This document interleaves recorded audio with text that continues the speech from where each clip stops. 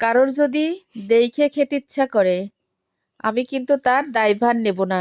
দেখেন, এক একটা পান মনে হয় এক একটা কুলার সাইজে। দেখেন, একটা পান ভালোভাবে দুইজনে কিন্তু চোখ বন্ধ করে খাওয়া যাবে। এটা কিন্তু আমার নন্দাইয়ের পান। আমার নন্দাই যখন আমাদের বাসায় আসে, তখন কিন্তু আমাদের ৯টা বউয়ের জন্য পান নিয়ে আসে।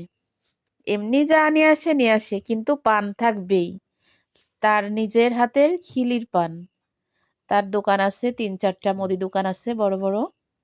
আবার দোকানের উপরে মার্কেট আছে তার নিজের। তো সবগুলা ভাড়া দেয়া, ৩টা দোকান ওরা চালায়, আর সব ভাড়া দেওয়া।